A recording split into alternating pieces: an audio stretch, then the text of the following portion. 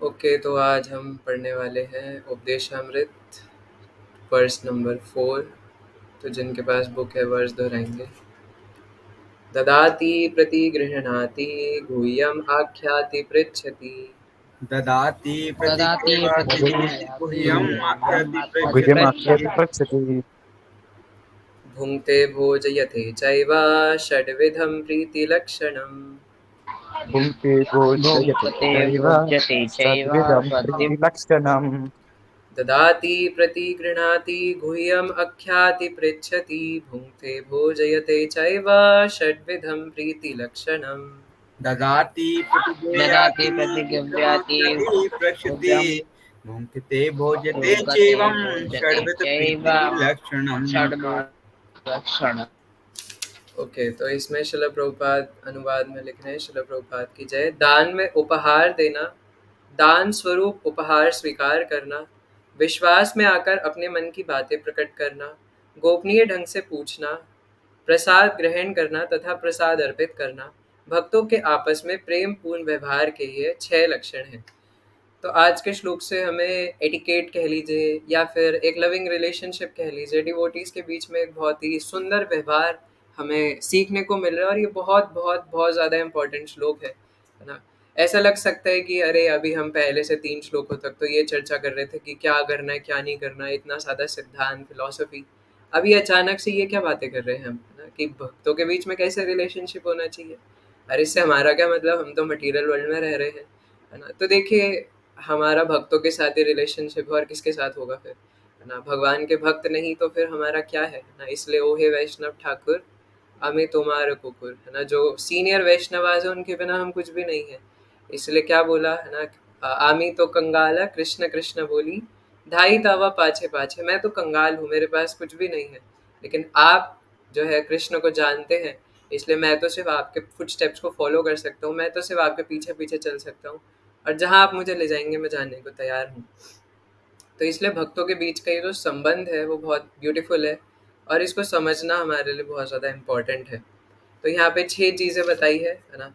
जिसमें पहला है ददाति प्रतिगृह्णाति, है ना, यानी दान में उपहार देना और दान स्वरूप उपहार स्वीकार करना। तो अ, अब इसमें थोड़ा तात्पर्य में भी शिला प्रभुपाद जैसे बता रहे हैं, जो मैंने कुछ लाइनें मार्क कर रखी है सिर्फ वो पढ़ूंगा मैं भी। यह गुह्यता यहाँ पे लिखा है कि इस तरह एक अनुभवी भक्त सिखाता है और अनुभवहीन भक्त उससे सीखता है ना। तो यह मेरी बात ही कर रहे हैं। यहाँ पे बोल रहे हैं कि एक जो एक्सपीरियंस डिवोटी है वो सिखाता है, और जो इनएक्सपीरियंस्ड है वो उससे सीखता है। और यही प्रणाली है, यही होना भी चाहिए। अगर हम इनएक्सपीरियंस्ड है तो हमें जो हमसे ज़्यादा एक्सपीरियंस डिवोटीज़ है, जो हमसे ज़्यादा अनुभवी भक्त हैं, उनसे हमें सीखना चाहिए।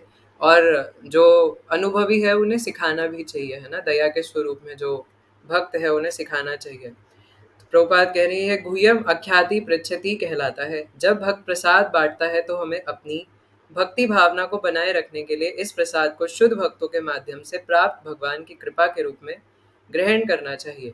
हमें शुद्ध भक्तों को अपने घर में आमंत्रित भी करना चाहिए, उन्हें प्रसाद अर्पण करना चाहिए और उन्हें सभी प्रकार से प्रसन्न करने के लिए तैयार रहना चाहिए। यह भुंक्ते भोज्यते चैव कहलाता है। यहाँ तक कि सामान्य, तो आगे प्रभुपाद कह रहे हैं कि इवन सामाजिक तौर पे भी, सामान्य तौर पे भी ये सेम फंडामेंटल्स अप्लाई होते हैं। आजकल लोग फॉलो नहीं करते, लेकिन जैसे मान लीजिए कोई 2 बिजनेसमैन है ना, मेरे को एक्सपीरियंस नहीं है बट ऐसा ही होता है, कोई कॉर्पोरेट में 2 बड़े बड़े बिजनेसमैन है। अब वो एक दूसरे को आपस में बिजनेस मीटिंग के लिए भी बुला रहे हैं, तो वहाँ पे उनकी पार्टीज होती है ना, फीस्ट होता है, और वो या तो क्लब मीटिंग्स करते हैं और कई कई लोगों को खाने पे बुलाते हैं इस प्रकार से। तो ये तो नॉर्मली फंडामेंटल्स भी होते हैं। और आज की ही श्रीमद् भागवतम कथा में भी महाराज बता रहे थे, जो महाराज हमेशा बताते हैं कि नीति शास्त्र के हिसाब से भी इवन अगर जो गृहस्थ लोग हैं उनके लिए भी ये नियम है कि अगर उनके घर में कोई अतिथि आ जाए, है ना, तो शास्त्र में बताया गया कि अतिथि देवो भवः, अतिथि देवता के समान है, चाहे वो दुश्मन ही क्यों ना हो।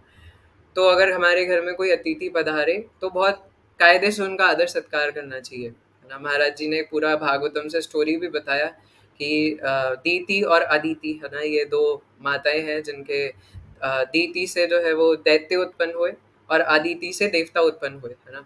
तो और पिता एक ही है। तो जब पिता मतलब बहुत लंबी स्टोरी है ना, बलि महाराज वगैरह, और देवता और राक्षस अलग अलग अपनी माँओं से जन्मे और फिर उन्होंने बखेड़ा खड़ा करा, राक्षस होने और देवता इधर उनसे लड़ते हैं, तो जो भी होता है बहुत लंबी स्टोरी है। पर बाद में ये जो अदिति थी है ना, वो बाद में बहुत ज़्यादा सैड बैठी हुई थी अपने घर में। तो ये जो उनके पति देव थे, बाद में हम भागवतम में पूरा वृतांत पढ़ेंगे। तो ये उनके पति जब वापस आए तो देखते हैं कि पत्नी का मुंह लटका हुआ है, तो बोलते हैं कि क्या हो गया। तो वहाँ पे गृहस्थाश्रम में थे तो उन्हें पता है कि पत्नी का मुंह रूखा सूखा है, यानी कुछ तो गड़बड़ हुई है, या तो इससे हुई है या मुझसे हुई है। तो आपको पता है वो क्या पूछते हैं, कि वो बोलते हैं अदिति मैया से कि क्या आपने किसी घर आए अतिथि का सत्कार नहीं किया? क्या आप घर के हाउस होल्ड कोर्स में इतने ज़्यादा बिजी हो गए कि आप भूल गए कि किसी अतिथि का सत्कार करना था? तो इवन नॉर्मली भी, ये भक्ति की बात नहीं कर रहा अभी मैं, भक्तों की बात नहीं कर रहा है ना, नॉर्मली कोई गृहस्थ है और उसके घर में कोई अतिथि आ जाए तो उसका आदर सत्कार करना उसका कार्य है ना। और ऐसा बताया गया नीति शास्त्र में कि अगर कोई अतिथि घर में आए और उसको बिना पानी के अगर भगा दिया जाए है ना, अगर वो बिना पानी पिए चले जाए, तो जिस घर में वो आया था फिर उसका सर्वनाश निश्चित है ना। और डिवोटीज के लिए यह है कि पानी तो दूर की बात है, अगर कोई भक्त हमारे घर में आए और मान लो उनसे हमारी बनती नहीं थी, उनसे हमने दुश्मनी मना रखी थी, कलयुग चल रहा है, और हमने बस उनको देख के खुश नहीं हुए, तो इसका भी अपराध लग जाएगा कि उनको देख के खुश नहीं हुए है ना। अगर कोई भक्त हमारे घर में आ रहे हैं और उनको देख के आपने स्माइल नहीं करा, आप खुश नहीं हुए, हो गया अपराध। शिलारूप गोस्वामी पाद के साथ यही हुआ था है ना। शिलारूप गोस्वामी पाद लीला चिंतन कर रहे थे और लीला में वो देख रहे हैं कि श्रीमती राधा रानी एक पेड़ से लटके हुए हैं, और इस बात पे उन्हें हंसी आ गई। सामने से एक ब्राह्मण जा रहे थे जिन्हें कोढ़ था, उनकी कमर झुकी हुई थी, उन्हें लगा शिलारूप गोस्वामी पाद उन पर हंस रहे हैं, उन्होंने वो अपराध ले लिया, जबकि रूप गोस्वामी पाद ने इंटेंशनली थोड़ी ना कुछ किया था। और क्योंकि वो ब्राह्मण ने अपने सिर पे ले लिया, और भगवान को ब्राह्मण और गाय बहुत प्यारी है, अचानक से उनका लीला चिंतन बंद हो गया।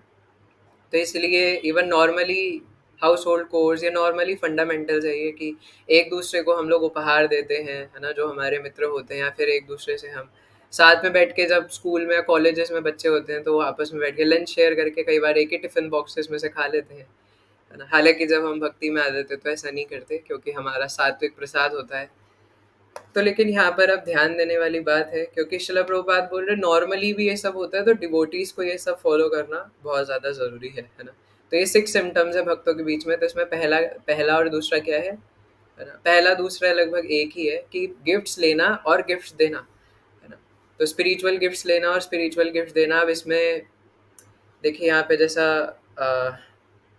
शिला प्रभुपाद ने बताया है ना तात्पर्य में, कि हमारी जो इस्कॉन संस्था है ना, वो एक बहुत मेजर लेवल पे और एक बहुत बड़े लेवल पे डिवोटीज को इनवाइट कर रही है ना। और डिवोटीज को साथ में बैठ के हम लोग फीस प्रसादम भी होता है हर संडे मंदिरों में, और डिवोटीज आपस में भी एक दूसरे को घर बुलाते हैं है ना। लेकिन इसमें ये जो उपहार देने वाला जो फंडामेंटल है ना, इसमें महाराज एक ये भी चीज़ बता रहे थे कि दोस्ती क्या है ना। किसी ने महाराज से पूछा था, महाराज कलयुग में दोस्ती को हम किस चीज़ से डिफाइन करें?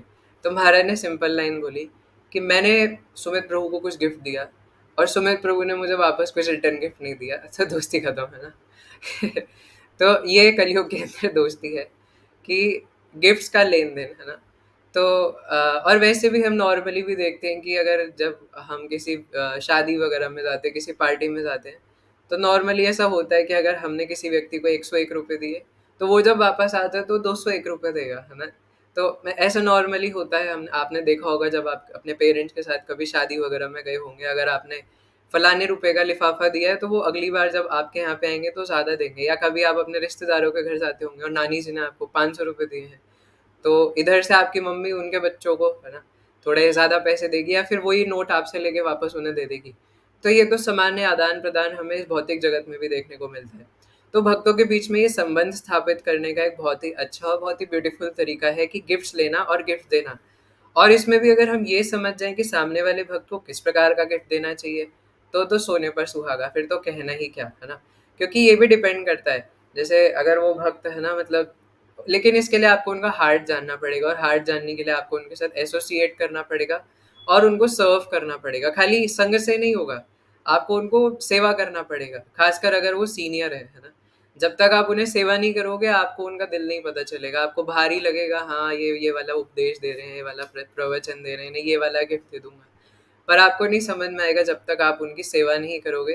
क्योंकि वैष्णवों से अगर आप देखो, मैं आपको एक ट्रिक बता रहा हूँ आज। अगर आप किसी सीनियर वैष्णव से कुछ गुह्य चीज़ जानना चाहते हो, हालाँकि अभी गुह्य वाला पार्ट आया नहीं है, लेकिन अगर आप ये गुह्य वाला पार्ट जानना चाहते हो, कोई भी चीज़, कृष्ण के बारे में, बलराम जी के बारे में, उन भक्त के जीवनी के बारे में, अगर आप कुछ भी गुह्य जानना चाहते हो, तो उन्हें सर्व करो, है ना? उन्हें सर्व करके प्रसन्न कर दो, है ना? यही एक उपाय है। और इस भावना से नहीं कि मैं कुछ जानना चाहता हूँ या फिर अपना ईगो बढ़ाना चाहता हूँ, ईगो सेंट्रिक नहीं, है ना? जो कुछ भी है वो भगवान कृष्ण के लिए, जिससे मेरी भक्ति बढ़े।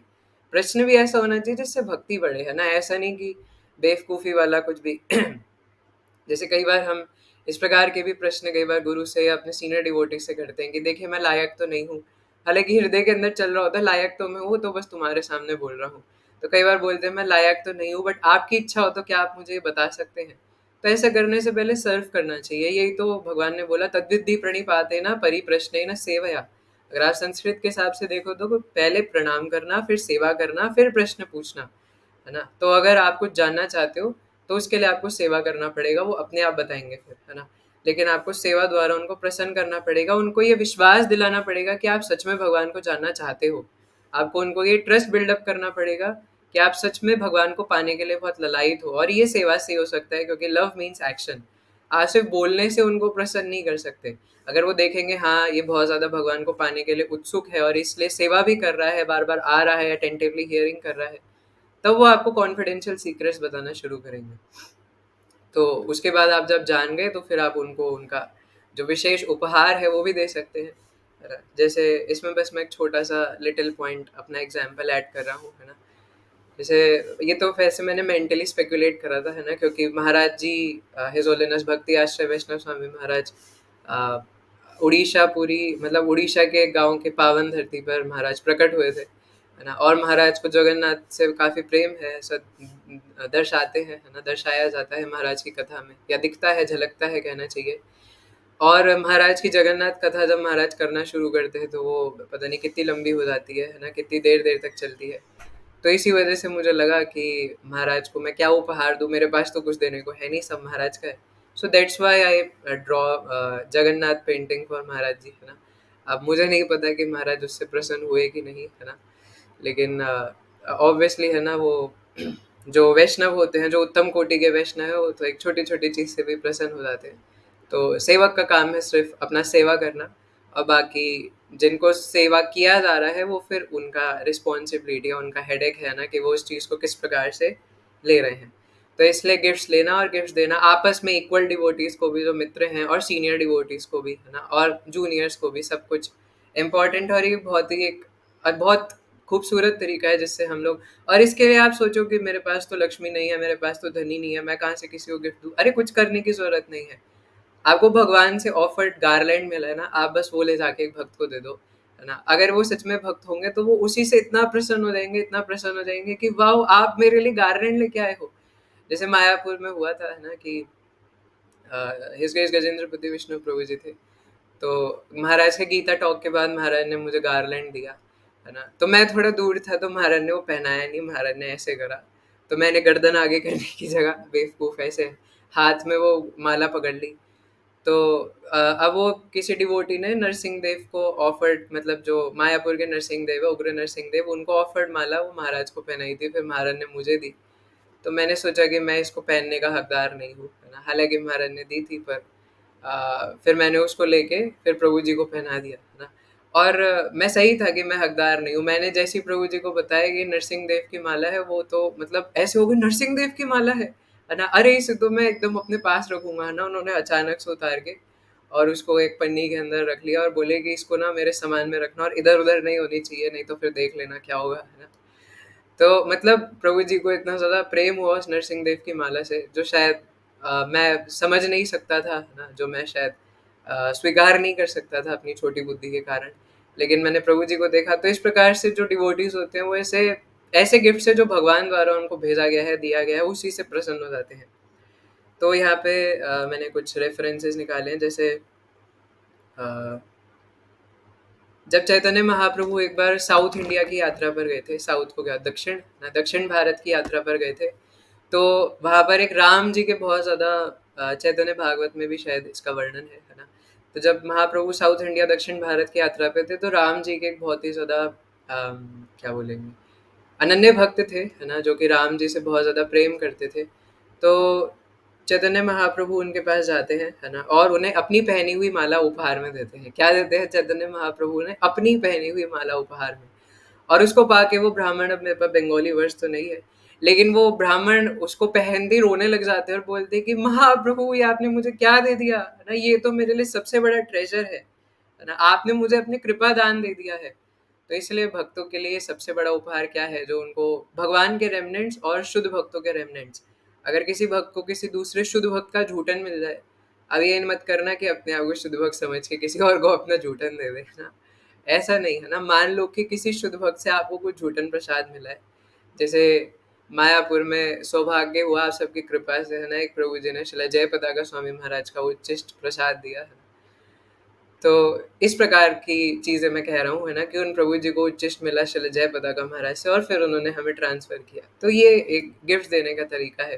तो चैतन्य महाप्रभु ने उन्हें जब माला दिया, है ना, तो ब्राह्मण एकदम आनंद में डूब गए कि महाप्रभु आपने ये, है ना, क्या दे दिया मेरे को, ये तो मेरे लिए, मैं इसको अपने पास हमेशा संभाल के रखूंगा, ये तो मेरे लिए सबसे बड़ा ट्रेजर है ना।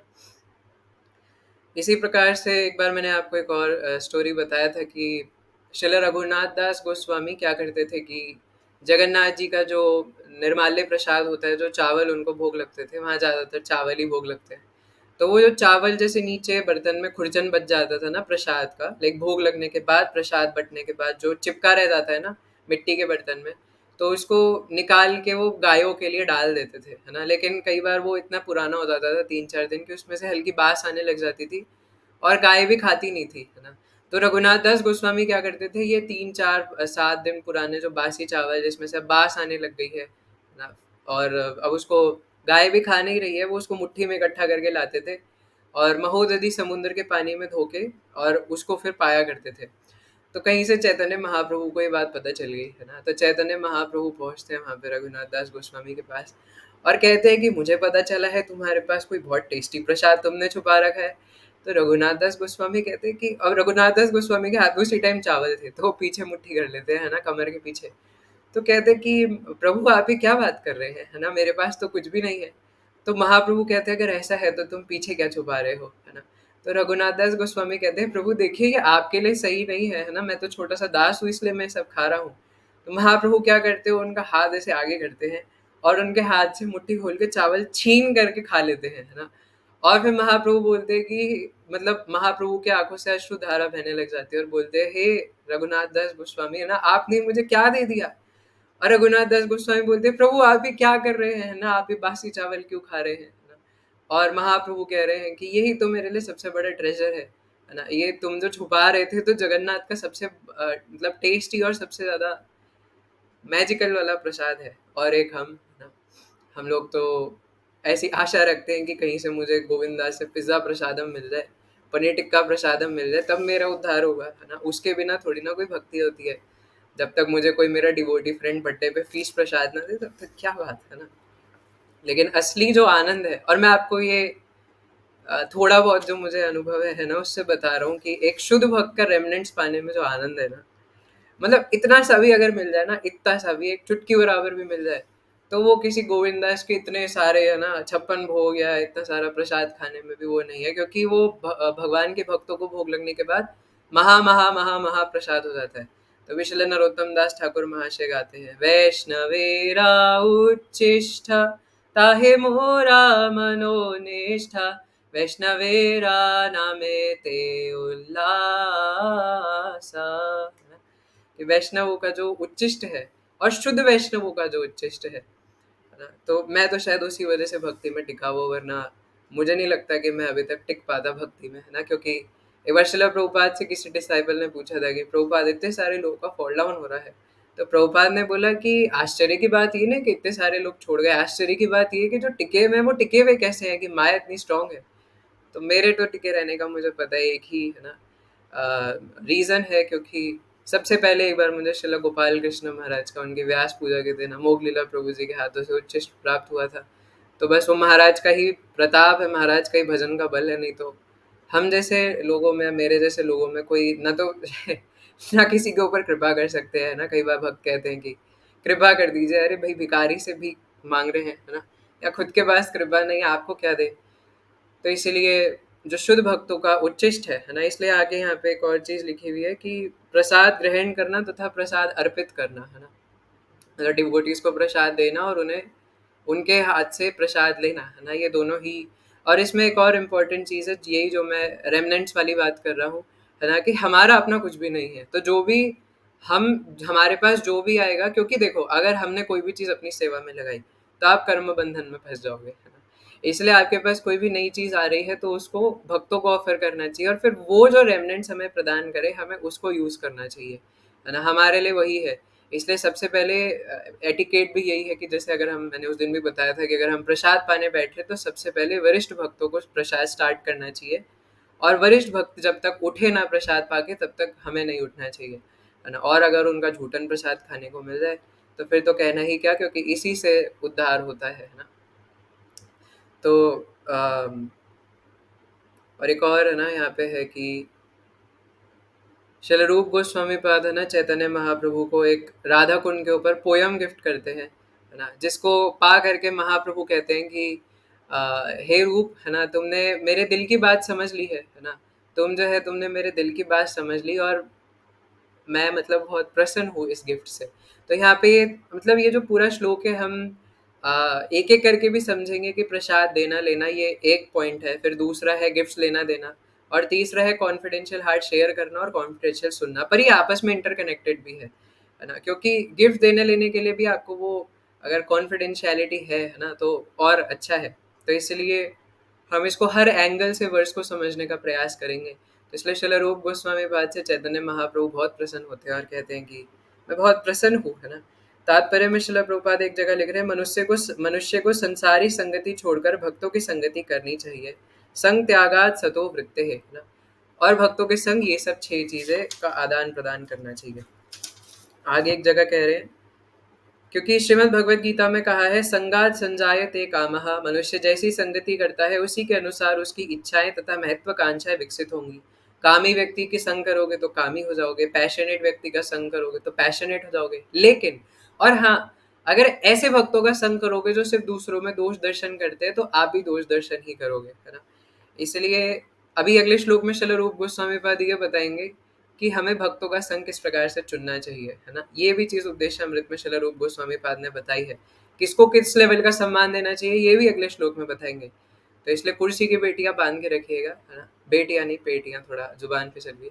तो इसलिए और अगले श्लोक में भी, है ना, आई होप कि आप सब लोग इसी प्रकार से प्रेजेंट रहेंगे, क्योंकि बहुत इंपॉर्टेंट श्लोक है अगला भी, है ना, कि किस प्रकार से हमें भक्तों का संग चुनना चाहिए और किस प्रकार से हमें किसकी कितनी मात्रा में रिस्पेक्ट करनी चाहिए, है ना। क्योंकि महाराज एक बार कह रहे थे ना, ऐसा भी नहीं होना चाहिए कि हमने ज़रूरत से ज़्यादा किसी को सम्मान दे दिया, और इसका उल्टा भी नहीं होना चाहिए कि हमने ज़रूरत से कम किसी को सम्मान दे दिया। तो इसलिए अगर हम ऐसे भक्तों के संग में रहेंगे जो बाहर से भक्ति का ढोंग रच रहे लेकिन अंदर से सिर्फ दोष दर्शन कर रहे हैं, और जब देखो जीबीसी में ये फ्लॉ है, इस्कॉन पटना में ये हो गया, फलाने में ये हो गया, दिल्ली में ये हो गया, मुंबई में ये हो गया, तो फिर फ्लॉज ही देखते रह जाएंगे। मैं ये नहीं कह रहा कि हमें अवेयर नहीं रहना चाहिए और हमें सही गलत का पता नहीं होना चाहिए, लेकिन सही गलत का पता होने में और हमेशा फ्लॉ देखने में, घृणा करने में फ़र्क होता है ना। क्या जो सीनियर डिवोटीज है उनको फ्लॉ नहीं पता क्या, है ना। क्या आपको उनको आपने कभी देखा है कि वो इस प्रकार से सिर्फ यही चर्चा चला रहे हो, अरे तुमको पता है वो अभी जीबीसी में ना ये हो गया, अभी वो फलाने गौड़िया मठ में ना ये हो गया, वो उस संप्रदाय में ना ये हो गया। तो देखिए हमें इस संप्रदायवाद में सब फालतू चीज़ों में नहीं पड़ना है ना। प्रभु भगवान ने 4 संप्रदाय बनाए हैं, कुछ सोच समझ के बनाए हैं, और सभी संप्रदाय प्रमाणिक है, चारों वैष्णव परंपराएं, और उन सभी के अंदर भक्ति जो है वो सही रूप से चल रही है सभी आचार्यों के अंतर्गत। तो हमें सिर्फ अपनी इतनी बुद्धि लगानी है कि मैं ऐसे भक्तों का संग मुझे मिल जाए जो मुझे भक्ति में प्रगति करा दें। तो अगर हम ऐसे भक्तों की संगति में रहेंगे, है ना, यहाँ पे प्रभुपाद कह रहे हैं कि हमारा जो कृष्ण प्रेम है वो ऑलरेडी डोरमेंट है हमारे हार्ट में, है ना, जिसको बस हमें दोबारा से री अवेकन करना है ना। तो एक प्रकार से, या फिर इसको ऐसा समझ लीजिए कि जब हम भक्तों की संगति में रहेंगे तो एक्चुअली यहाँ पे अवेकन करने का एक और मतलब है कि हमारा जो स्वरूप है, हम बने किस लिए थे, भगवान को प्रेम करने के लिए। ऐसा नहीं है कि हम लोग गोलोक से गिरे हैं और हमारे अंदर इसीलिए वो वाला कृष्ण प्रेम ऑलरेडी, ऐसा नहीं समझना। यहाँ पे कहने का अर्थ है कि हम बने थे कृष्ण को प्रेम करने के लिए, लेकिन कृष्ण को प्रेम नहीं कर रहे, है ना। अ, जैसे वॉशिंग मशीन का एग्जांपल ले लो, है ना। वॉशिंग मशीन बनी है कपड़े धोने के लिए। अब कोई बेवकूफ़ वो इलिटरेट वो वॉशिंग मशीन खरीद के लाए और उसमें बर्तन डाल दे और उसमें सर्फ एक्सेल डाल के वॉशिंग मशीन चला दे, तो सोचो क्या हाल होगा, है ना। कोई देखेगा तो बोलेगा बेवकूफ़ कहीं के, ये वॉशिंग मशीन कपड़े धोने के लिए थी, बर्तन धोने के लिए नहीं। बर्तन भी तोड़ेगा और वॉशिंग मशीन भी तोड़ेगा। तो इसलिए वो बोलेंगे, है ना, कि भैया इसको अपनी वापस वाली स्थिति में लाओ। तो वापस वाली स्थिति में जब हम बात करें तो कहने का अर्थ है कि हम लोग बने थे कृष्ण को सेवा करने के लिए, लेकिन हम लोग चले गए माया के पास, इसलिए हम लोग यहाँ पर फंस गए हैं, है ना। तो ददामी बुद्धि योगम तम ये न माम उपयांति ते हार्दिक प्रभु, है ना। मैंने आज से पहले कभी एग्जाम्पल नहीं सोचा था और ना सुना था, पता नहीं हमेशा वॉशिंग मशीन का एग्जाम्पल क्यों याद आता है ना। तो जैसी भगवान की इच्छा। तो इस प्रकार अगर हम ऐसे भक्तों की संगति में रहेंगे जो कृष्ण से बहुत प्रेम करते हैं, बहुत लगाव है। और देखो मैं आपको एक बात बताता हूँ, अगर आपकी आंखें सिर्फ दोष दर्शन कर रही है ना, आप सिर्फ दोष दर्शन देख रहे हो, आपके सामने रहते हुए आप मतलब आपके आसपास ही ऐसे भक्त होंगे जो कि भगवान से बहुत प्रेम करते हैं, भगवान के प्रति बहुत लालसा है, आपको समझ नहीं आएगा क्योंकि वो अपने आप को रिवील नहीं करेंगे, है ना। वो भी भगवान के भक्त भी थोड़े बहुत भगवान की तरह होते हैं ना। हम प्रकाश सर्वस्य योग माया समावृता, है ना। वो अपनी कॉन्फिडेंशियल चीज़ें रिवील नहीं करते ऐसे, है ना। और ना हम उनको जान पाएंगे क्योंकि हम तो दोष दर्शन करने में लगे थे, हम तो ये देखने में लगे थे किसका फॉल डाउन हुआ किसका नहीं हुआ। तो आपके आसपास रहते हुए भी आपको पता नहीं चलेगा कि मेरे आसपास इतने शुद्ध भक्त थे। कब पता चलेगा? जब हम लोग जाएंगे, है ना, फिर आपको वीडियो दिखाएंगे कि आपसे 2 गज की दूरी पे ही, है ना, एक शुद्ध भक्त आपके पास थे, लेकिन आपने ध्यान ही नहीं दिया क्योंकि आपका दिमाग तो यहाँ लगा हुआ था कौन दोष कर रहा है क्या नहीं कर रहा, है ना। अवेयर होना सही है ना। हमें ये पता होना चाहिए सही क्या है गलत क्या है, तभी हम उपदेशामृत पढ़ रहे हैं। और सही गलत को पहचान के गलत से दूर रहो और सही के पास रहो, लेकिन उसको बातें बनाना, उसके ऊपर चर्चा करना, ये हमारा काम नहीं है। तो अगर ऐसे भक्तों की संगति मिल जाए जो भगवान से बहुत ज़्यादा लौल्यम रखते हैं, बहुत लालसा रखते हैं भगवान को पाने के लिए, तो वो हमारे लिए सबसे बड़ा एक सक्सेस पॉइंट है, वो हमारे लिए सबसे बड़ा ट्रेजर है। और इससे क्या होगा कि हमारा भी जो कृष्ण प्रेम डोरमेंट अवस्था में वो वापस आ जाएगा। इसलिए यहाँ पे चैतन्य चरितामृत का एक मध्य लीला का श्लोक कोट करा प्रभुपाद ने, नित्य सिद्ध कृष्ण प्रेमे साधे कभु नए श्रवण आदि शुद्ध चित्ते करय उदय। जीवों के हृदय में भगवान कृष्ण के प्रति शुद्ध प्रेम नित्य स्थित होता है। यह किसी अन्य स्रोत से प्राप्त की जाने वाली वस्तु नहीं है। जब श्रवण तथा कीर्तन से हृदय शुद्ध हो जाता है तो जीव स्वाभाविक रूप से जाग जाता है। जैसे एक महाराज ने एग्जाम्पल दिया था कि कोई बोले कि एक पानी भरा ग्लास है, इसमें से पानी निकाल दो और हवा भर दो, तो कोई कहे कि पानी तो निकाल दिया, अब हवा कैसे भरनी है? अरे मूर्ख कहीं के, है ना, पानी निकाल दिया, हवा नहीं भरनी, हवा ऑलरेडी वही है। तो हमारे हृदय में से हमें सिर्फ गंदगी साफ करनी है, माया का आवरण हटाना है, कृष्ण वहीं पर है ना। अलग से कोई कृष्ण ऐड नहीं कर रहे। सर्वस्य चाह हृदय सन्निविष्टो, भगवान ऑलरेडी हृदय में है। मात्र श्रवण तथा कीर्तन से मनुष्य का हृदय प्रत्यक्षतः शुद्ध हो जाता है और उसकी मूल कृष्ण भावना तुरंत जागृत हो उठती है। इसलिए शिष्टाष्टकम में बताया, चेतोदर्पण मार्जनम भवदा भवमाहादावाग्नि निर्वापणम श्रेयः कैरव चंद्रिका वितरणम विद्यावधु जीवनम आनंदा बुद्धिवर्धनम प्रतिपदम पूर्णामृतास्वादनम सर्वात् संपन्नपनम परम विजयते श्री कृष्ण संकीर्तनम। भगवान कृष्ण संकीर्तन की परम विजय हो जो हृदय में वर्षों से संचित धूल का मार्जन करने वाला तथा बारंबार होने वाला जन्म मृत्यु रूप महादावाग्नि को बुझाने वाला है। यह संकीर्तन आंदोलन सारी मानवता के लिए परम वरदान है क्योंकि यह मंगल रूपी चंद्रिका का वितरण करता है। यह समस्त दिव्य ज्ञान रूपी विद्या का जीवन है। यह दिव्य आनंद के सागर की वृद्धि करने वाला है और जिसके लिए हम सदैव आतुर रहते हैं, उस अमृत का पूर्ण रूप से आस्वादन करने के लिए जिसके लिए हम सदैव आतुर रहते हैं। श्रील हरिदास ठाकुर ने बताया कि भगवान नाम का कीर्तन इतना शक्तिशाली है कि यदि कोई जंगल के सुदूर भागों में भी कीर्तन करता है तो वृक्ष तथा पशु भी ध्वनि के श्रवण मात्र से कृष्ण भावनामृत में प्रगति करेंगे। जैसे अभी कुछ और क्या बोले, है ना, सो कॉल्ड कह लीजिए या जो मर्जी कह लीजिए, है ना, अभी कुछ हैं जो इंस्टाग्राम पे अलग अलग जगह पे ऐसे वीडियोस बनाते हैं कि संकीर्तन का मतलब संघ में कांग्रीगेशनल चैंटिंग नहीं है। पता नहीं क्यों अर्थ का अनर्थ करते हैं। यहाँ पे बता रहे हैं कि श्री हरिदास ठाकुर कह रहे हैं कि अगर कोई जोर जोर से चिल्ला के, है ना, जंगल में बैठ के हरिनाम संकीर्तन करे तो उससे पेड़ पौधों का और पशुओं का भी उद्धार हो जाता है ना। महाप्रभु ने कीर्तन कर करके जानवरों को नचा दिया था ना, एक शेर को नचा दिया था, ये आप करने की कोशिश मत करना, वो महाप्रभु है। कभी आप सोचो एक भेड़ सियार के सामने चले जाए, उनके सामने कीर्तन करके नचा देंगे उन्हें, तो हम ऐसा नहीं कर सकते, है ना। महाप्रभु इज महाप्रभु, ही स्वयं भगवान, है ना। तो यहाँ पे जो 6 चीज़ें थी, है ना, पहला दान में उपहार देना, दान स्वरूप उपहार स्वीकार करना। तो इससे हमें समझ में आया कि हमें भगवान के जो भक्त होते हैं उन्हें प्रयास करना चाहिए, अगर पॉसिबल हो तो, कि उन्हें क्या पसंद आएगा वो उपहार उन्हें दिया जाए। या तो भगवान का कोई उच्चिष्ट, है ना, भगवान को ऑफर्ड फ्लावर, है ना, भगवान को ऑफर्ड कोई पुष्पमाला, है ना, इस प्रकार से हमें अगर उनको दे तो वो उससे बहुत प्रसन्न होते हैं। या कोई ग्रंथ, है ना, जैसे अगर मान लीजिए कि आपको कोई पता है कि कोई भक्त है जिनकी ग्रंथ पढ़ने में बहुत ज़्यादा आसक्ति है, और आपको ये भी पता है कि वो किस टाइप के ग्रंथ पढ़ना चाहते हैं, वो क्या पढ़ना चाहते हैं, तो फिर उनको उस प्रकार का ग्रंथ जो है वो गिफ्ट करना चाहिए, है ना। तो अलग अलग चीज़ें इस प्रकार से दी जा सकती है, लेकिन जो भगवान से संबंधित हो। इन्हीं क्यों ने एप्पल की वॉच दे रहे हैं, जो भक्त होगा उससे उसको कोई मतलब नहीं है ना। भाई ठीक है, तुमने दे दिया तो पहन लेंगे, है ना। लेकिन अ, एक जो सही महीने में भक्त होते हैं उनको क्या करेंगे एप्पल की वॉच से, है ना। भाई इससे अच्छा तुम भगवान को ऑफर्ड एप्पल देते तो मैं खा भी लेता, है ना। अब तुम मुझे एप्पल की वॉच दे रहे हो, इसका क्या करूँ मैं, है ना। तो इसीलिए जो भक्त होते हैं उनको उससे कोई मतलब नहीं। अगर कुछ देना है तो भगवान को ऑफर्ड अगर कोई चीज़ हो, है ना, तो वो दिया जाए। तो इस प्रकार से जैसे एक भक्त ने मुझे एक चक्र की रज, है ना, गिफ्ट करी थी नित्यानंद त्रयोदशी पे। तो उसको पाके, वो इतनी सी रज, है ना, मतलब एक कांच के शीशे में उंगली बराबर भी रज नहीं थी, लेकिन उसको पाके जो प्रसन्नता महसूस होती है ना, अरे वाह, है ना, एक चक्र की रज, है ना, कि चलो जा नहीं पाया, कम से कम निताई ने रज ही अपने आप पहुंचा दी। और इस प्रकार से अलग अलग भगवान का उच्चिष्ट, है ना, शुद्ध भक्तों का उच्चिष्ट, ये उपहार देने लेने से हमारी भक्तों से अच्छा संबंध बनता है। तो इसको हमें कंसीडर करना चाहिए, है ना। गिफ्ट देने भी चाहिए और लेने भी चाहिए। ये नहीं हो कि सिर्फ गिफ्ट ले ही ले रहे हैं। एक बार को देना देना फिर भी समझ में आता है, जैसे बलराम जी, है ना, सिर्फ गिवर है ना, टेकर नहीं है। बलराम जी सिर्फ देने में विश्वास रखते हैं, है ना, देते रहते, मानते ही नहीं है। निताई, है ना, तो बहुत ज़्यादा मर्सीफुल है। अब हमें भी तो देखिए, भक्तों का संग दे दिया, ग्रंथ दे दिया, इस्कॉन दे दिया, हरिनाम दे दिया, प्रभुपाद दे दिए, फिर भी कहते हैं मेरे ऊपर कृपा नहीं हो रही, है ना। पता नहीं कहाँ जाके अपना सर फोड़ना चाहते हैं हम मूर्ख, है ना।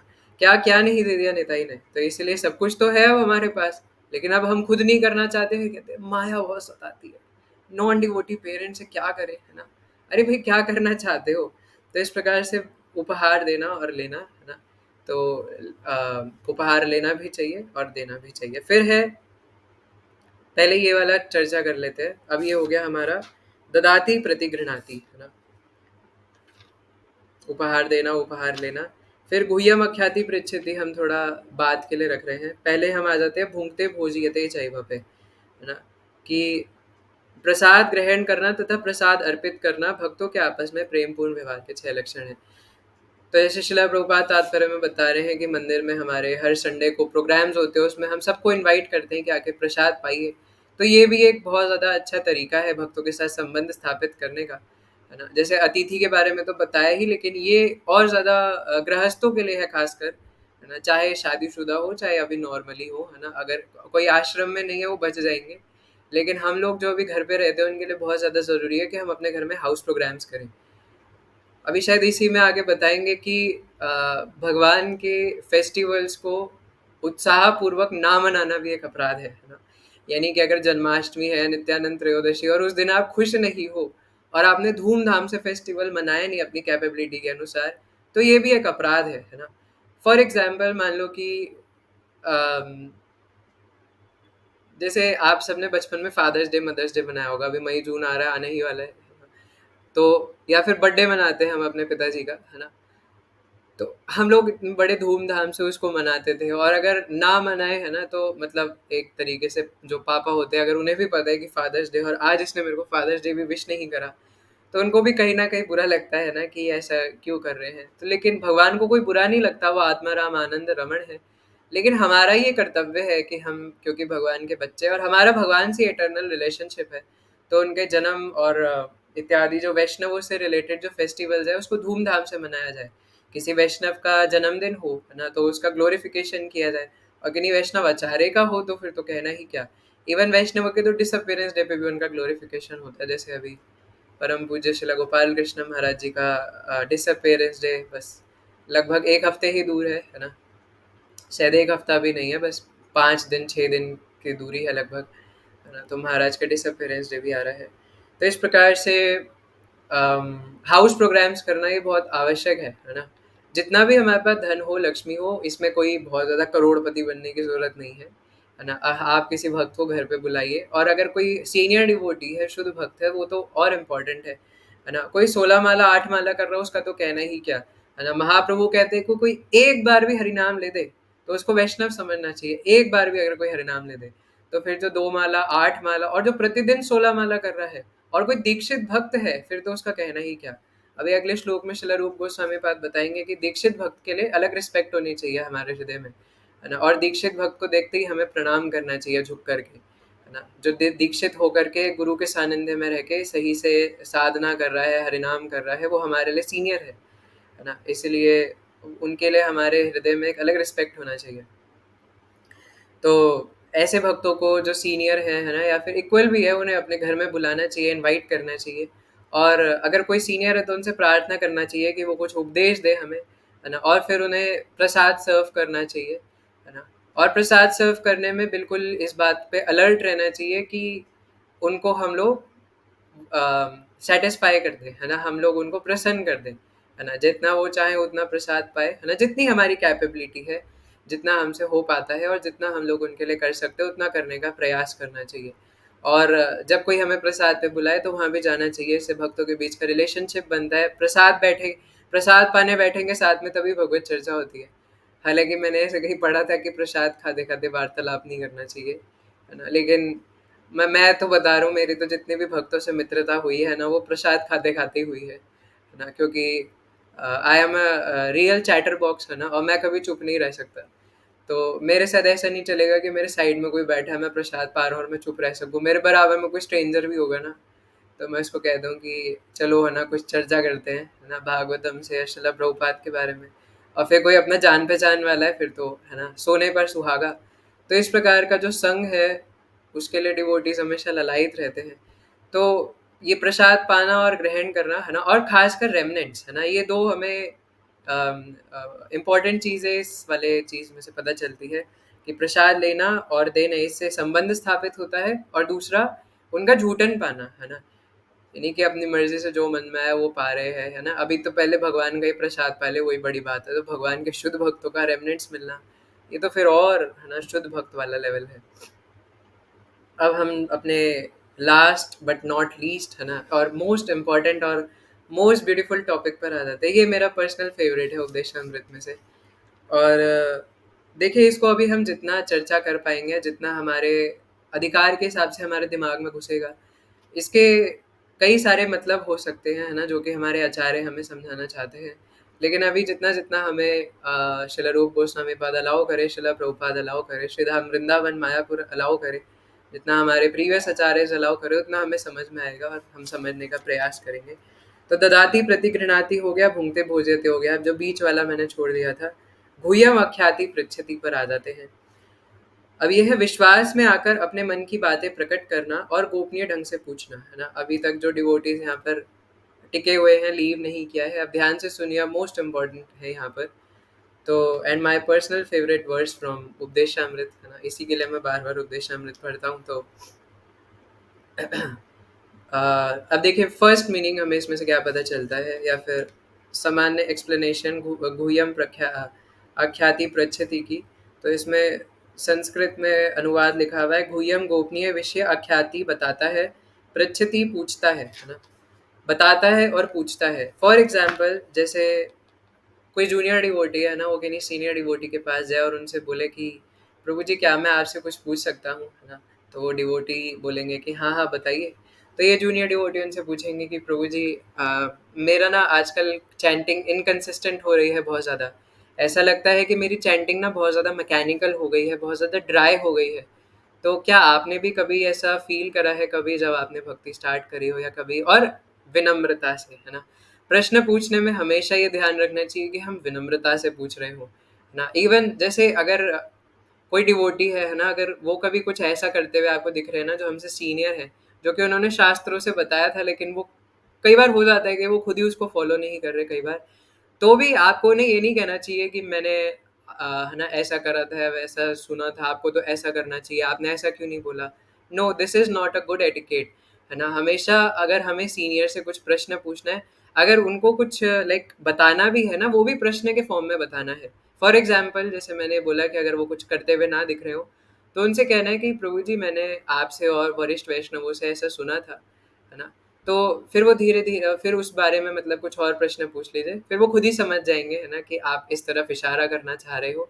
तो ये आपका काम लेकिन सिर्फ इतना है कि आप क्वेश्चन के फॉर्म में उनसे पूछिए, है ना, सीनियर डिवोटी से। कभी उनका, क्योंकि हमें नहीं पता कि वो कोई चीज़ क्यों कर रहे हैं, कई बार वो हमारा टेस्ट भी ले रहे होते हैं लेकिन वो दिखाएंगे नहीं, है ना। इसलिए हमें टेस्ट के फॉर्म में जो है वो उनसे प्रश्न करना चाहिए, सॉरी, प्रश्न के फॉर्म में उनसे पूछना चाहिए। और जब हम पूछ रहे हो तो बहुत ही विनम्रता के साथ, है ना। जैसे मैं हमेशा बताता हूँ, अगर एक ही प्रश्न को आप बड़े खतरनाक तरीके से भी रख सकते हो और उसी प्रश्नों को आप विनम्रता से भी रख सकते हो। जैसे अगर आप इस प्रकार से पूछो कि हरे कृष्णा प्रभु जी, है ना, मुझे ज़रा एक चीज़ समझ में नहीं आ रही थी, क्या अगर आप चाहें तो क्या आप मुझे इस चीज़ को बता सकते हैं, एक्सप्लेन कर सकते हैं। ये एक सही तरीका है ना। और सही तरीका क्या नहीं है ना, इस प्रकार से कहना, प्रभु जी आप मुझे बताओ, है ना, ये बता दो प्रभु जी, है ना, या ये बताओगे, है ना। या कई बार तो प्रभु जी तक नहीं लगाते, तो या महाराज जी, है ना, कई लोग तो महाराज को भी सीधा आदेश दे देते हैं कि आप मुझे ये बताओ। तो इस प्रकार से this is not a right etiquette, good etiquette. तो हमें ये सब आना चाहिए, डीलिंग्स करना आना चाहिए, क्योंकि इससे बड़े बड़े वैष्णव अपराध हो जाते हैं छोटी छोटी चीज़ से। इसलिए we should know the good etiquette to ask questions, है ना। तो बस थोड़ा सा मीठा अगर हम अपने टोन को कर देंगे तो बहुत अच्छा है ना। और इसमें जैसा मैंने बताया था कि खासकर अगर कोई सीनियर हमें गाली दे रहे हैं, हमें फटकार रहे हैं, वहाँ पे चुपचाप रहते हुए उसमें भी प्रश्न के फॉर्म में उनसे पूछिए। अगर हमने कोई गलती नहीं करी, हमें कोई डांट रहा है ना, अगर आप उसको स्वीकार कर लो बिना कुछ कहे चुपचाप से, तो और उनके प्रति कोई घृणा करो ना करो दोबारा, तो इससे तो भगवान बहुत ज़्यादा प्रसन्न हो जाते हैं, क्योंकि यही तो असली ह्यूमिलिटी की पहचान है। क्या आपने कोई गलती करी नहीं थी, आपने सह लिया और उसके बाद आपने उन्हें बताया भी नहीं, है ना, दोबारा। अगर चाहे, अगर नहीं सहन होता तो प्यार से बता दीजिए, लेकिन फिर भी वो नहीं सुन रहे तो सुन लेना चाहिए। तो ये एक कॉन्फिडेंशियल पूछने का तरीका है कि प्रभु जी मेरा, एक एग्जाम्पल है कि मेरा चैंटिंग बहुत ड्राई ड्राई हो रहा है आजकल, मैकेनिकल हो रहा है, मेरा मन नहीं लग रहा। क्या आपके साथ भी कभी ऐसा हुआ है? प्लीज़ मुझे एनलाइटन कीजिए कि मैं इस अवस्था से कैसे निकल सकता हूँ, है ना। महाराज जी मुझे एनलाइटन कीजिए। ये एक सही तरीका है कि कॉन्फिडेंशियली जाकर उनसे पूछा जाए और उनको अपनी वृतांत बताया जाए, है ना। अब यहाँ पे देखिए एक और एंगल है इसको समझने का, क्योंकि यहाँ पे गुह्यम लिखा है ना, कॉन्फिडेंशियल है। तो हमें ऐसे भक्तों को बताना ज़रूरी है जो हमारी बात को कॉन्फिडेंशियल रखें, है ना, खासकर जो कॉन्फिडेंशियल रखी जानी चाहिए। और सीनियर्स हो, है ना, ऐसा ना हो कि मतलब मित्र होने चाहिए, लेकिन देखिए जो हमसे सीनियर है वो हमें ज़्यादा अच्छे से गाइड कर सकते हैं। मित्र भी हो तो सीनियर हो, है ना, सीनियर मित्र भी तो हो सकते हैं ना। और अगर किसी जूनियर से पूछोगे, इक्वल से पूछोगे, तो उसमें बेड़ा गर्क होने के थोड़े से चांसेस रहते हैं। तो प्रॉपर ये है कि सीनियर हो और अगर मित्र हो तो ज़्यादा अच्छा है। जैसे जब गजेंद्रपति विष्णु प्रभु जी हम कुछ डिवोटीज़ को प्रीचिंग के लिए इंस्ट्रक्शन दे रहे थे, तो उन्होंने कहा था कि प्रभु जी थोड़े बड़े हैं उम्र में, है ना, और जो छोटे बच्चे हैं, जो डिवोटीज़ है, वो शायद उनको बताने में हेजिटेट करेंगे कोई बात, लेकिन क्योंकि हम लोग आपस की उम्र के हैं तो वो हमें बताने में हेजिटेट नहीं करेंगे, इसलिए वो गुह्यम रूप से बाहर आके, है ना, बता सकते हैं। तो इसलिए ये एक प्रकार की अंडरस्टैंडिंग है, फर्स्ट अंडरस्टैंडिंग है ये गुह्यतम प्रख्याति, अच्छा क्या था, गुह्यम अख्याति पृच्छति से, कि हम लोग गुह्य रूप से अपने हृदय की बातें, हम अगर कोई स्ट्रगल हो रहा है हमें भक्ति में आगे बढ़ने के लिए, तो वो जाके हमें उन्हें बताना चाहिए और उनसे गाइडेंस लेनी चाहिए और उनसे भी पूछना चाहिए कि आप भक्ति कैसे करते हैं, है ना, आप मुझे भी कुछ सीक्रेट्स बताइए, किस प्रकार से आप मेंटेन करते हैं, है ना, किस प्रकार से आप जो है वो इतने सिंसियर रहते हैं। तो ये एक अच्छा तरीका है। लेकिन है ना, मैं हमेशा बोलूँगा और बोला भी था क्लास के स्टार्टिंग में भी, कि प्रणाम करके विनम्रता पूर्वक सेवा करते हुए अगर आप पूछोगे तो सबसे बेस्ट है ना। अगर आप उसको मतलब सेवा के फॉर्म में अगर आप उनसे पूछोगे ना, तो जो वो बताएंगे वो प्रैक्टिकली आप अच्छे से अप्लाई कर पाओगे।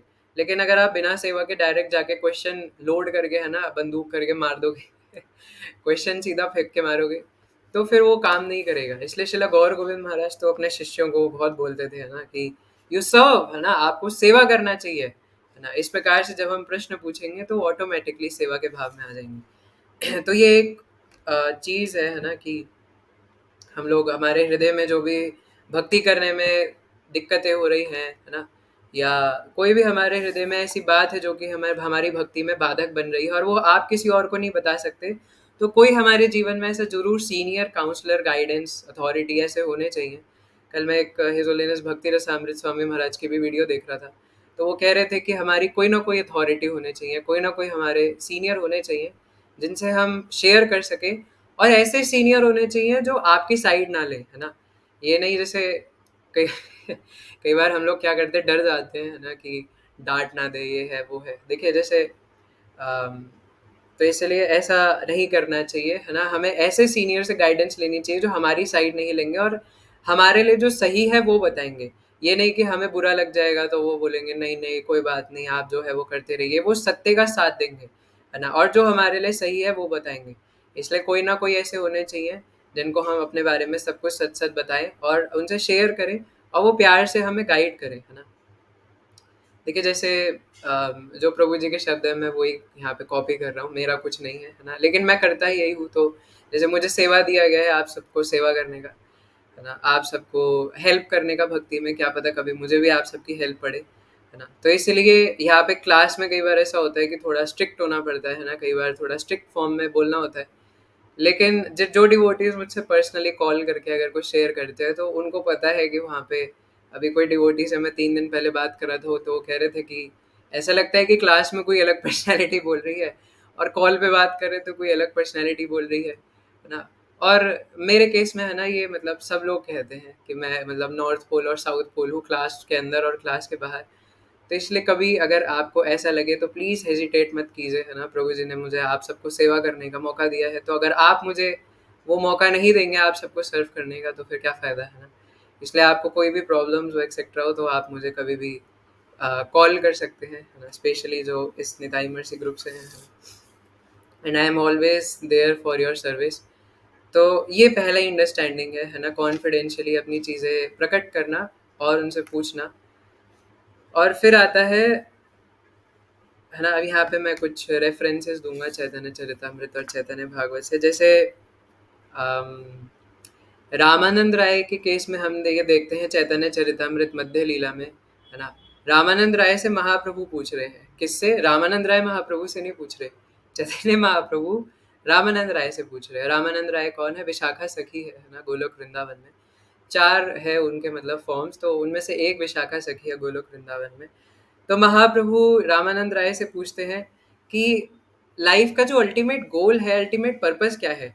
क्या हमारी लाइफ का अल्टीमेट गोल ये है कि मैं साधना कार्ड में 16 माला करके फ्लेक्स करूं, है ना, या क्या मेरी लाइफ का अल्टीमेट पर्पस ये है कि मुझे राजभोग प्रसाद मिल जाए, है ना, और बस उसी को पाके अब तो अल्टीमेट पर्पस पूरा हो गया? क्या मेरी लाइफ का अल्टीमेट गोल ये है कि मैं यमराज के पास से बच जाऊं, या क्या मेरा गोल ये है कि मैं जेई नीट पार कर लूं, है ना, या सीए कर लूं, क्रैक कर लूं, कोई अच्छी वाइफ मिल जाए, इस्कॉन में आके एक अंग्रेजी लड़की से शादी कर लूं? तो क्या ये एक अल्टीमेट गोल है ना? और असली साधना क्या है? देखिए संबंध प्रयोजन और संबंध ज्ञान, प्रयोजन ज्ञान, है ना, और अभिदय, ये 3 चीज़ें होती है जिसको हम कभी और डिस्कस करेंगे। तो थोड़ा हाई फिलॉसफी है, थोड़ा ना, ज़्यादा हाई नहीं है, समझ में आ जाएगा, लेकिन अभी हमारे पास समय थोड़ा कम है। तो अगला प्रश्न ये पूछते हैं महाप्रभु कि लाइफ का अल्टीमेट गोल क्या है और what is the best form of sadhana, है ना। क्योंकि साध्य पता चल गया, साध्य मतलब जिस चीज़ को पाना चाहते हो। जैसे फॉर एग्जाम्पल कि अर्णव प्रभु जी को नीट क्लियर करना है ना, अब उन्हें पता चल गया मेरा साध्य है नीट क्लियर करना, लेकिन साधन क्या है, नीट क्लियर कैसे होगा? तो वो उसकी पढ़ाई करेंगे बायोलॉजी वगैरह की, है ना, कहीं अच्छी जगह पे कोचिंग लगवाएंगे। तो यही चीज़ महाप्रभु ने पूछा कि लाइफ का अल्टीमेट पर्पस क्या है ना, साध्य क्या है और साधन क्या है? तो रामानंद राय इसके रिप्लाई में कहते हैं, रामानंद राय कहते हैं कि शिला रामानंद राय की जय, है ना। तो रामानंद राय कहते हैं कि लाइफ का अल्टीमेट पर्पस है माधुर्य प्रेम, है ना, श्री श्री राधा कृष्ण की सेवा, है ना, और उनके युगल प्रेम सेवा ब्रजवासियों के भाव में, है ना, इसी को रागानुगा भक्ति कहते हैं। और जैसा जैसा है ना ब्रजवासियों ने करा, जैसा जैसा वृंदावन के डिवोटीज उनके पार्षद गण भगवान को सर्व करते हैं, उनके सबॉर्डिनेट रह के, उनके अंडर में रह के सर्व करना, तो इसको महाप्रभु सुनने के बाद है ना, महाप्रभु रामानंद राय को जोर से गले लगा लेते हैं और कह देते हैं कि हे रामानंद, है ना, तुमने मेरा हार्ट जान लिया, तुम मेरे दिल की बात समझते हो, है ना, और जो मैं जानना चाहता था तुमने बिल्कुल वही बताया। क्या महाप्रभु इस बारे में नहीं जानते थे? महाप्रभु तो स्वयं कृष्ण है राधा रानी के भाव में, है ना। और डियर डिवोटीज, महाप्रभु का जो एकमात्र जो इंटरनल रीजन है ना, यहाँ पे धरती पर आने का चैतन्य महाप्रभु फॉर्म में, वो सिर्फ यही है कि कृष्ण राधा रानी के भाव को समझ सकें। बाकी हमारा गौड़ीय भक्त बन जाना और हमारा भगवत धाम चले जाना, है ना, उस माधुर्य प्रेम को समझ पाना, ये तो सिर्फ एक्सटर्नल फैक्टर्स है जो साथ में ऑटोमेटिकली घटित हो जाते हैं। लेकिन भगवान अगर किसी चीज़ के लिए आते हैं तो वो है सिर्फ राधा रानी के अंतर्मन को समझना, और राधा रानी किस भाव से श्याम सुंदर को सर्व करती है, सिर्फ ये समझना, सिर्फ ये ही महाप्रभु का एकमात्र, है ना, काम है। तो इसलिए महाप्रभु क्योंकि स्वयं भगवान है, तो जानबूझ के अपने भक्तों की ग्लोरीज बढ़ाने के लिए रामानंद राय से पूछते हैं। और रामानंद राय जब ये कहते हैं, महाप्रभु उनको आलिंगन कर लेते कि मैं यही तो जानना चाहता था, तुमने मेरे दिल की बात जान ली। तो ये एक सेकेंड काइंड ऑफ अंडरस्टैंडिंग है। और इवन जब श्रील रूप गोस्वामी पाद जिन्होंने ये उपदेशामृत लिखा है, वो भी एक बार महाप्रभु के पास आके एकदम डंडे की तरह गिर के अष्टांग दंडवत प्रणाम करते चैतन्य महाप्रभु के चरणों में। और उस टाइम पे महाप्रभु उनको काफ़ी सारी गुह्य शिक्षाएं प्रदान करते हैं, और उन गुह्य शिक्षाओं को सुनने के बाद मानो श्रील रूप गोस्वामी पाद का हृदय तृप्त हो जाता है ना। ऑलरेडी वो रूप मंजरी है, लेकिन लीला है ना, भगवान और भगवान के परिकरों की, भगवान के शुद्ध भक्त की। उसी के बाद वो सब जो महाप्रभु ने श्रील रूप गोस्वामी पाद को बताया था, उसके बाद वो ये सब कॉन्फिडेंशियल चीज़ें इस उपदेशामृत और श्री भक्ति रसामृत सिंधु ग्रंथ के अंदर कोड वर्ड्स में, है ना, उन्होंने लिख दिया है, जिन कोड वर्ड्स को हम भक्तों के माध्यम से ही समझ सकते हैं। इसलिए अगर खुद भक्ति रसामृत सिंधु या ये पढ़ने का प्रयास करें तो शायद उस भावना से वो समझ नहीं आएगा जो महाप्रभु समझाना चाहते हैं, है ना। इसीलिए श्रील रूप गोस्वामी पाद ने इसको भक्तों के माध्यम से हमें समझने के लिए, है ना, समझने का प्रयास करना चाहिए। और हम देखते हैं कि जब श्रील रघुनाथ दास गोस्वामी भी एक बार महाप्रभु के पास आए थे घर से भाग के, तो महाप्रभु ने उन्हें बताया था कि मरकट वैराग्य छोड़ दो, है ना, और उनके पेरेंट्स को सेटिस्फाई करने के लिए, और उनके कान में बोला था कि देखो एक काम करो, है ना, अंतरे निष्ठा करी बहिर करे लोक व्यवहार। जब तक तुम घर पे हो, बाहर से लोक व्यवहार करो और अंदर से निष्ठा करो, और जब आपके मम्मी पापा चल बसे इस जगत से, उनकी सेवा करो जब तक वो हैं, और जब तक वो चले जाएं उसके बाद आप आ जाना मेरे पास, है ना। और महाराज प्रताप रुद्र के केस में भी हम देखते हैं कि अब ये सब में से कुछ लीलाएं शायद आप में से कई भक्तों को पता नहीं होंगी, है ना, लेकिन महाराज प्रताप रुद्र से चैतन्य महाप्रभु मिलते नहीं थे पहले, क्योंकि वो राजा थे और महाप्रभु का पहले ऐसा रूल था, लीला थी उनका ये, कि वो राजा लोगों से मिलते नहीं थे, है ना, रेनन्सिएट। तो महाराज प्रताप रुद्र एक बार जब चैतन्य महाप्रभु आई गेस बेहोशी की अवस्था में थे, तो महाराज प्रताप रुद्र वहां पर आकर गोपी गीत गाने लग जाते हैं। जयति तेधिकम जन्मना व्रजः श्रयत इंदिरा शाश्वतत्र ही। इस प्रकार से महाराज प्रताप रुद्र वहां पर आकर गोपी गीत गाने लग जाते हैं, और इसको सुन के महाप्रभु अचानक खड़े हो जाते हैं। महाप्रभु का पूरा, है ना, रोम रोम जो है वो कांपने लग जाते हैं, महाप्रभु का शरीर पूरा शिवर करने लग जाता है, महाप्रभु की आंखों से अश्रु की धार जोर जोर से बहने लग जाती है, पूरा शरीर अचानक गर्म पड़ जाता है प्रेम भावना में। और महाप्रभु महाराज प्रताप रुद्र क्योंकि वेश बदल कर आए थे, है ना, तो उन्होंने एक उत्तरी डाला हुआ था, राजा के वेश से उन्होंने हटा लिया था। तो महाप्रभु उनको आलिंगन करते हुए कहते कि कौन हो तुम, है ना, कौन हो जिसने मेरे दिल की बात समझ ली है ना, कौन हो, गाओ गाओ और गाओ, रुको मत, है ना, गाते जाओ। क्योंकि कौन है महाप्रभु, है ना, कृष्ण है राधा रानी के भाव में, और राधा रानी के भाव में जो है क्या वो गोपी गीत नहीं सुनना चाहेंगे। इसलिए हम जो गौड़ीय भक्त है ना, वो भी मतलब एटलीस्ट कुछ डिवोटीज का ये अंडरस्टैंडिंग है कि हम लोग ना तो गोपी गीत समझने लायक है ना गाने लायक है, लेकिन हम सिर्फ एक ही वजह से गाते हैं, क्योंकि महाप्रभु इससे प्रसन्न होंगे, है ना। और इसलिए हम सिर्फ महाप्रभु की प्रसन्नता के लिए कार्तिक के महीने में शुद्ध भक्तों की संगति में बैठकर उनकी प्रसन्नता के लिए गाते हैं, है ना।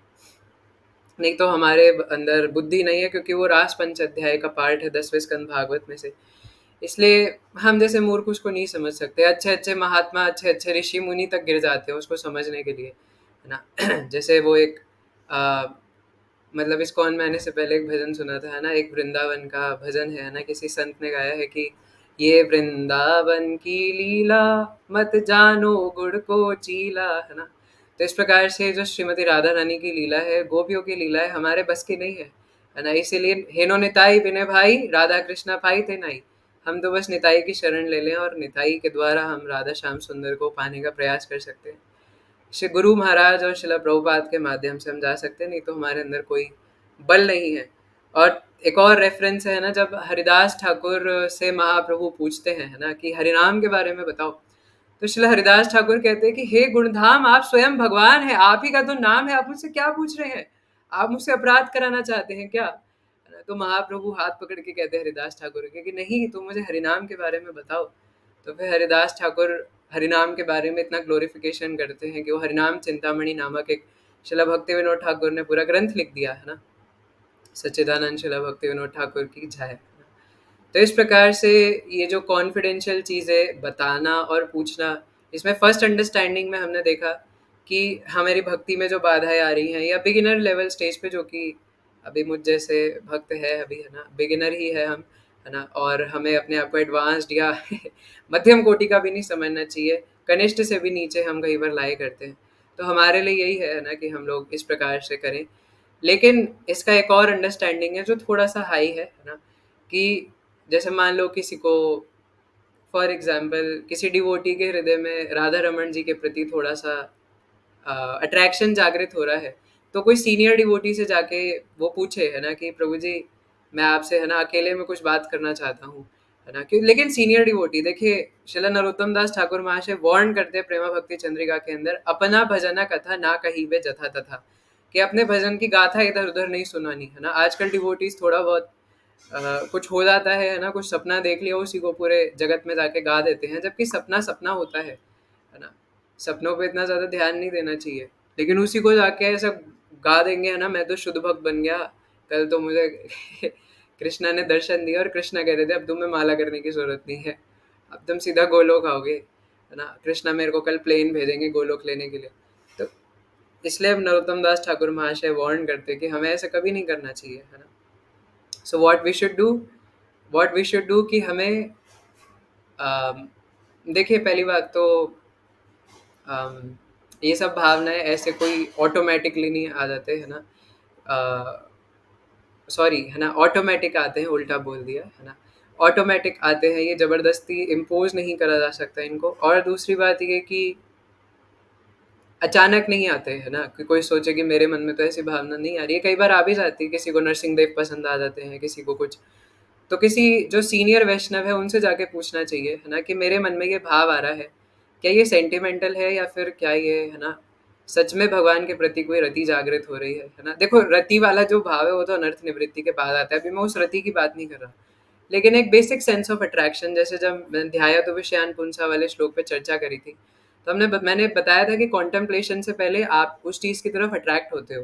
जैसे कि नहीं, माता जी के ऊपर आप कॉन्टेम्पलेट करने से पहले उनकी तरफ अट्रैक्ट हो गए ना, उनकी तरफ ऑब्जर्व करोगे, ऑब्जर्व करने के बाद आप उनके ऊपर कॉन्टेम्पलेशन करना चालू करोगे, तब वो होगा कि ध्यायो तो विषयान पुंसः। तो इसी प्रकार से कॉन्टेम्पलेट करने से पहले आपका उनकी तरफ अट्रैक्शन होगा, तो वो अनर्थ निवृत्ति के बाद जो रति जागृत होगी वो तो अलग है ना, लेकिन उससे पहले एक सेंस ऑफ अट्रैक्शन भगवान के प्रति होना ज़रूरी है, हम सबके हृदय में होना ज़रूरी है। और ये पूछना चाहिए क्या मेरे हृदय में हो रही है कि नहीं हो रही, थोड़ी बहुत भी, है ना। नहीं तो हम कहाँ मर रहे हैं, कहाँ अपना जीवन बिता रहे हैं, दोष दर्शन करने में, इधर उधर की वार्तालापों में, इधर उधर की चीज़ों में, है ना।